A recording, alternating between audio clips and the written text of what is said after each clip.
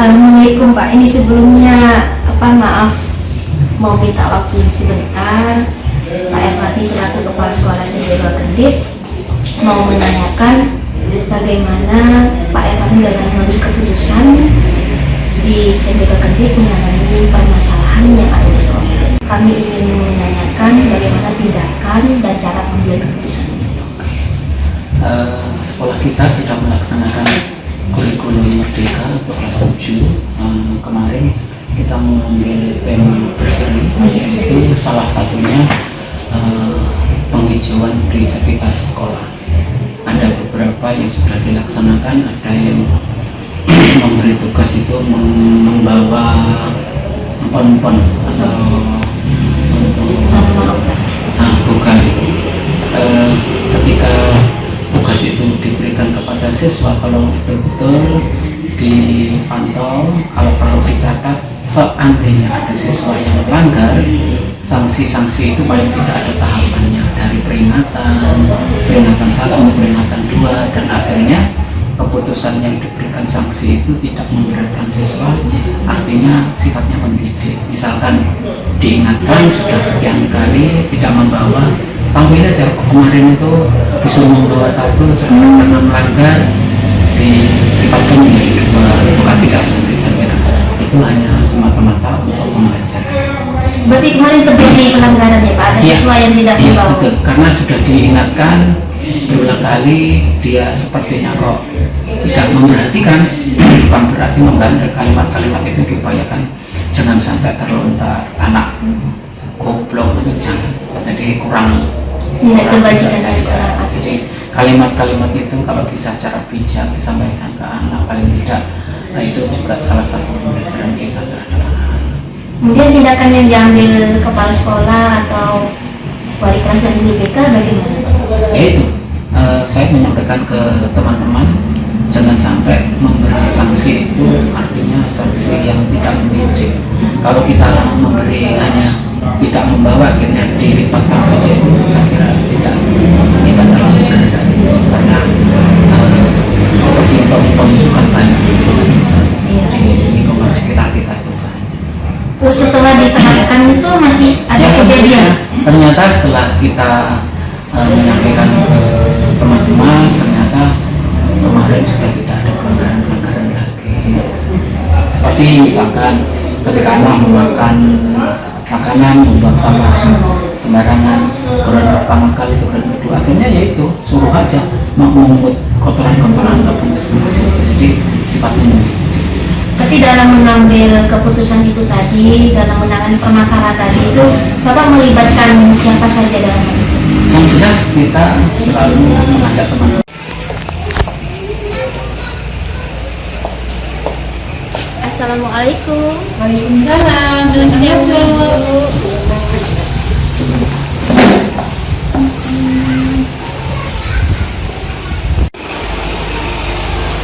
Assalamualaikum warahmatullahi wabarakatuh. Nun sewu Ibu, perkenalkan nama saya Amelia Dwi. Kami dari calon guru penggerak angkatan 5. Selama ini saya mengabdi di SMP Negeri 2 Kendit. Maksud dan tujuan saya kemari menemui Ibu Misnawati sebagai kepala sekolah di SDN 1 Balung. Kami di sini ada tugas dari pendidikan guru penggerak, yaitu mewawancarai bagaimana seorang kepala sekolah sebagai pemimpin pembelajaran di sekolah dalam mengambil keputusan menyelesaikan satu masalah. Mohon maaf, kami sudah mengganggu waktunya Ibu Misna. Terima kasih dari Ibu Misna sudah memberikan waktu dan kesempatan buat kami untuk melakukan interview. Di sini kan kita setiap sekolah pasti ada masalah gitu ya, ada kasus. Yang kami ingin tanyakan, bagaimana Ibu Misna selaku kepala sekolah mengidentifikasi kasus yang ada itu dari Semua kasus. enggak, secara umum nanti bisa diambil satu. Secara umum saja dulu. Kalau identifikasi kasus ya, di sini kasus yang pertama itu disiplin, namanya ada terlambat, ada yang tidak mengerjakan PR, nah itu juga ya, kalau terlambat mungkin gurunya kata siswanya. Tapi alhamdulillah dengan adanya tim membantu dari ada guru yang terlambat minimal itu jam 7:01 ya 2 itu baru terlambat. Terus kalau dari siswa kayak terlambatan tidak mengerjakan PR itu masih sedikit. Yang kedua yaitu biasanya ya namanya anak ya ada hubungan antara teman sama temennya ya. Alhamdulillah kalau dari guru dengan murid alhamdulillah sudah tidak ada. Dan memang saya tekankan jangan sampai membuli anak walaupun hanya dengan kata-kata saja gitu kan. Tapi dari teman antar teman ini kadang-kadang yang masih ada walaupun sudah mulai berkurang. Selama ini apa Ibu pernah menemukan atau menangani kasus atau masalah yang Ibu rasa itu ada tantangannya gitu? Pernah nggak? Kayaknya baru pertama saya di sini itu antara orang tua itu salah paham, kesalahpahaman orang tua terhadap sikap atau mungkin tindakan guru kepada anaknya. Tapi ya mungkin orang tuanya menganggap ini terlalu begini, ada mungkin anaknya melapor ke orang tuanya itu ya berbeda dengan yang dia lihat. Setelah saya telusuri ternyata memang kesalahan si anak. Saya tanya ke temannya, akhirnya saya ke orang tua gimana Pak, kalau nggak percaya saya berikan siapa yang sebenarnya kejadian yang sebenarnya sudah apa. Akhirnya orang tuanya itu baru sadar cuma anaknya sendiri, cuma apa yang diceritakan anak itu ke orang tua berarti berbeda. Di sini sebenarnya masalah anak itu sudah tidak jujur. Iya betul. Terus Ibu selaku pemimpin di sekolah, bagaimana cara menangani masalah ini? Dalam cara apa? Bagaimana cara Ibu mengambil keputusan? Awalnya tuh kan saya nggak tahu masalahnya. Tahu ada orang tua yang datang di sini, atau yang datang ke sini ada apa? Ini katanya dulu ini sudah ditunggu dulu ya Pak. Jadi saya nggak langsung ambil dulu. Saya langsung tanya ke Sultan, Pak, saya ingin tahu kejadian sebelumnya. Ternyata yang Bapak ini diceritakan seperti yang ceritanya. Saya coba bertanya itu, saya coba tanyakan teman-temannya, ternyata berbeda jauh. Akhirnya Bapak itu pulang juga menyadari lah bahwa anaknya sedang salah. Tapi walaupun seperti itu saya tetap menunggu bahwa kejadian ini jangan sampai walaupun kita misalnya mungkin maunya menasihati, tapi penerimaan anak itu sudah tidak mau terima, dia bisa lakukan. Kalau memang kita cuma menasihati anak, memanggil anak, memarahi anak, jangan sampai dalam diri kita itu terjadi dendam, saya gitu. Artinya kalau kita sudah memarahi anak, di saat anak-anak yang lain tidak panggil anak itu, tanyakan kenapa tadi memarahi anak? Kenapa sih begini Pak? Anak itu biar sadar sendiri apa kesalahannya. Iya betul. Saya itu tadi nakal, misalnya mengganggu teman, begitu. Kalau lain kali jangan begitu. Kalau seperti ini, anak itu belajar untuk menyadari kesalahannya. Iya, jangan langsung disalahkan. Iya, yang kedua anak itu tidak dendam sama gurunya. Dan gurunya juga jangan dendam saya gitu. Anak salah saat itu aja. Jadi besoknya dianggap anak yang salah. Saya kan ketemu sama guru-guru. Berarti pihak yang dilibatkan sama Ibu tadi siapa saja ada terus ada guru yang bersangkutan, termasuk Ibu juga menengahi di situ ya Bu ya, sebagai pemimpin di sekolah. Jadi saya memang setiap berapa kali guru saya sampaikan. Jadi kalau memang ada anak yang manggil lah istilahnya orang tuanya, jangan langsung dipercaya, konfirmasi dulu ke sekolah seperti apa. Langkah efektif yang diambil Ibu berarti yang mengumpulkan semua, berarti mengumpulkan semua pihak sehingga menemukan informasi dari kedua belah pihak sehingga titik terangnya ditemukan gitu ya. Itu langkah efektif yang diambil oleh Ibu selaku pemimpin. Kalau nggak pas dipertemukan gitu, kita bisa bersebelah begini aja begitu. Berarti itu tantangan yang pernah Ibu tangani, kasus yang menurut Ibu itu agak berat ya Bu ya selama ini. Tapi saat ini insya Allah sudah nggak pernah ada ini seperti itu Pak. Ya kalau mungkin ini masih yang bullying antar teman, kadang-kadang saling tapi saya sekarang ibunya kalau beri teladan yang baik. Jadi kalau anak sudah seperti ini, misalnya kadang-kadang anak kan, ayo kami temannya dengan kata yang baik, ulangi, jangan sampai dia marahi, ulangi. Kalau hari ini anak mengulangi dengan baik, besoknya mengulang, lama-lama dia akan mengulangi kata-kata yang mengejar. Selama ini masalah atau kasus sudah ditangani dengan baik ya Bu. Faktor apa yang mempermudah Ibu atau membantu Ibu selaku pemimpin dalam menangani semua kasus itu? Yang pertama ya, saya itu selalu koordinasi. Saya selalu tunggu. Saya tidak pernah mengambil keputusan sendiri. Jadi semua itu tidak masalah, saya tawarkan dulu gimana baiknya. Jadi saya nggak bisa mengambil keputusan sendiri. Yang kedua itu keteladanan. Keteladanan walaupun saya bukan teladan yang baik, tapi berusaha agar apa yang saya kerjakan itu, misalnya saya ke guru-guru, tolong jangan kasar kepada anak-anak, paling tidak saya juga tidak kasar sama guru-guru seperti itu. Jadi kalau kita itu jangan sampai terlambat, paling tidak saya jangan terlambat. Jadi keteladanan. Nah juga saya tekankan sama guru-guru, kalau kita mau mengajari gini sama anak, gurunya harus seperti ini. Cerminan. Jadi semua masalah atau kasus yang Ibu tangani itu alhamdulillah ada kerjasama yang apik antara pemimpin dan juga guru-guru ya Bu ya. Tapi ada musyawarah yang diambil. Dari semua Ibu dalam mengambil keputusan, pembelajaran apa yang bisa Ibu ambil atau Ibu petik sebagai seorang pemimpin pembelajaran sekolah? Saya itu bagi saya itu merasa masih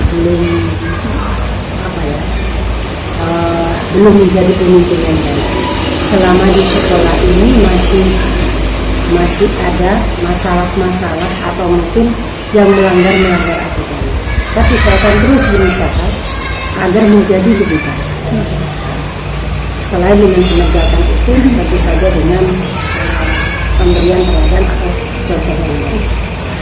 Terima kasih Bu atas waktunya sudah bersedia diwawancarai.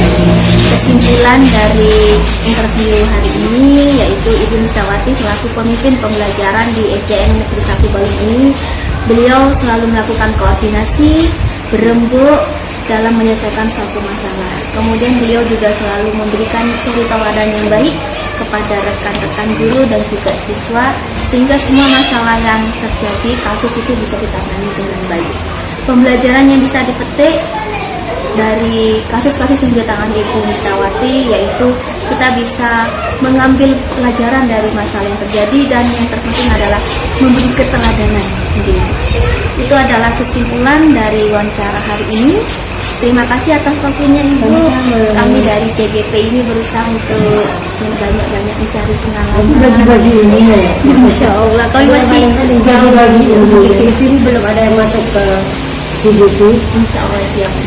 Kalau bapak ibu kepala sekolah yang sudah terjun di lapangan ini sudah makan asam garamnya banyak Bu. Kalau kami kan masih teoritis. Tapi ya beda kan zamannya dulu dengan sekarang kan sudah beda. Makasih banyak atas waktunya Ibu. Wassalamualaikum warahmatullahi wabarakatuh. Waalaikumsalam warahmatullahi wabarakatuh.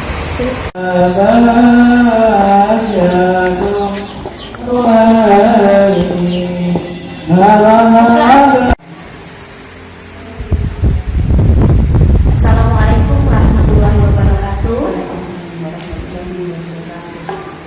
Nur sewu Ibu, perkenalkan nama saya Amelia Dwi. Saya calon guru penggerak angkatan 5. Saya selama ini mengabdi di SMP Negeri 2 Kendir. Tapi selama ini menjadi kepala sekolah di SDN 5 Kendir. Kami sudah sering bekerjasama dulu. Maksud dan tujuan saya kemarin ingin mengadakan wawancara atau interview kepada Bu Tati selaku pemimpin pembelajaran di SDN 5 Kendir. Kita kan selama ini di sekolah mungkin ada permasalahan atau kasus yang sudah pernah ditangani oleh Bu Tati.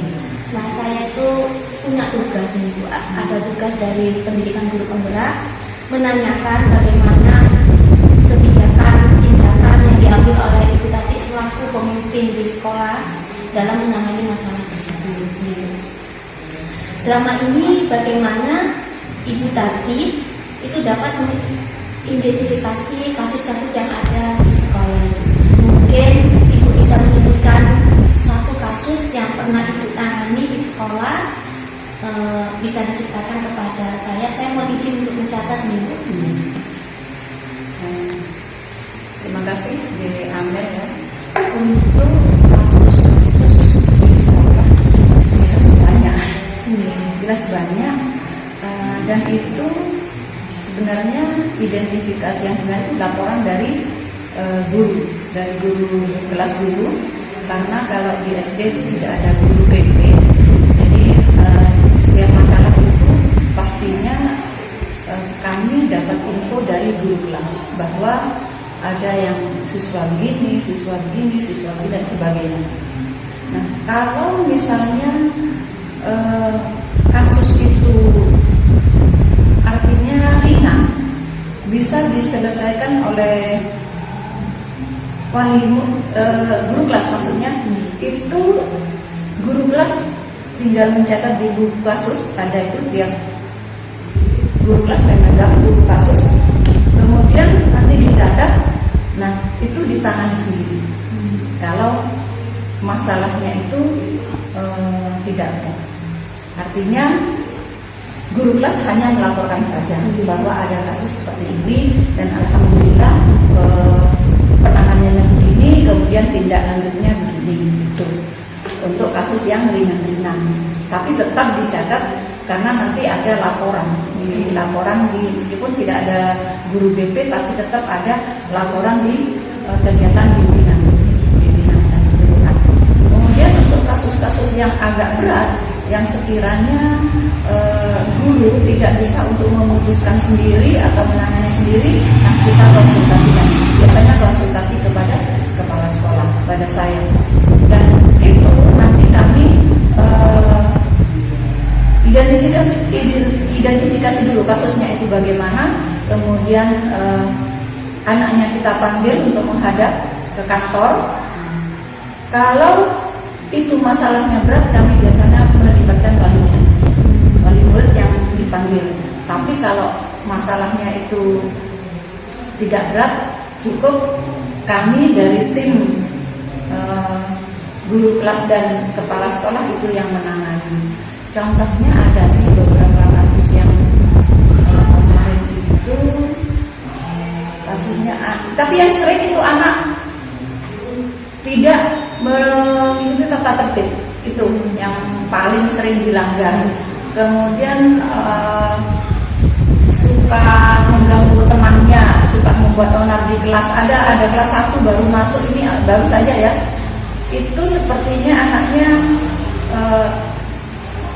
dia mengerjakan PAS, penilaian akhir semester waktu itu, disobek. Nah, ternyata gurunya kewalahan juga, akhirnya dipanggil ke kantor. Setelah saya tanya kenapa seperti itu, ternyata anaknya kurang perhatian dari orang tua karena kedua orang tuanya kerja di luar negeri. Jadi mungkin dia mencari perhatian ke guru kelas atau ke teman-temannya. Kemudian kenapa kok sampai seperti itu? Kok ganggu temannya? Kok coret-coret? Nanti kamu kalau tidak pintar kan kasihan orang tuanya. Setelah diberi pengertian seperti itu, anaknya nangis lagi. Kenapa nangis? Iya, karena sakit hati. Ternyata teman kakak kelasnya itu mengolok-olok dia. Nah, dia tidak bisa membalas ke teman yang kakak kelas, akhirnya yang jadi sasaran yang ada di depan. iya, atau temennya yang perempuan-perempuan itu. Tapi alhamdulillah meskipun tanpa kehadiran orang tua kami bisa menyelesaikan kasus kemarin yang baru-baru saja itu. Jadi anaknya bikin ulah. Berarti siapa saja yang dilibatkan dalam menyelesaikan masalah ini? Yang jelas guru kelas dengan kepala sekolah. Kami belum ke wali murid dulu. Nanti kalau misalnya agak berat baru kita ke wali murid. Dan ini kebetulan wali muridnya tidak ada, dia numpang di Budi. Mungkin selama ini dalam pengambilan keputusan Ibu tadi selaku kepala sekolah itu langkah apa yang diambil dalam pengambilan keputusan itu yang menurut Ibu itu efektif? Kalau pengambilan keputusan kami tetap bermusyawarah dengan guru kelas dan guru-guru yang lain untuk kedepannya bagaimana tetap kami mengambil jalan masing-masing usulan dari guru-guru jalan yang terbaik bagaimana. Tetap kami utamakan kombinasi dengan guru dari kelas-kelas lain. Selama menangani kasus atau penyelesaian masalah, Bu Tati pernah nggak menemukan tantangan dalam pengambilan keputusan pada kasus-kasus yang dialami selama ini? Tantangan tidak begitu berarti, cuman mungkin tantangannya itu kadang-kadang anak mengulangi lagi. Jadi yang berbuat ulang ya itu saja.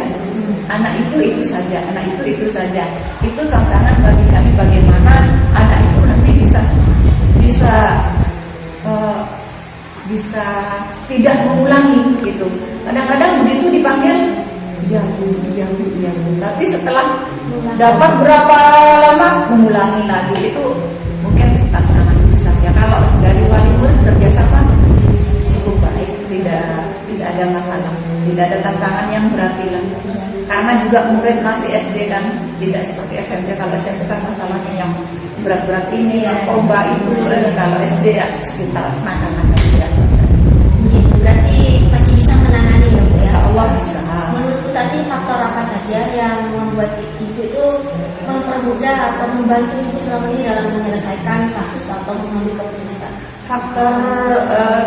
Faktornya ya itulah sumber daya manusianya, gurunya, kemudian juga dari wali murid juga. Kadang-kadang wali murid kan ada yang tidak bisa menerima kalau anaknya itu dinasihati, tapi alhamdulillah di sekitar kita itu tidak ada wali murid yang ekstrim, yang ke sekolah tidak ada. Jadi sumber daya manusianya itu alhamdulillah, meskipun dari kalangan menengah ke bawah paham, Bisa diajak kerjasama, bisa saja kerjasama.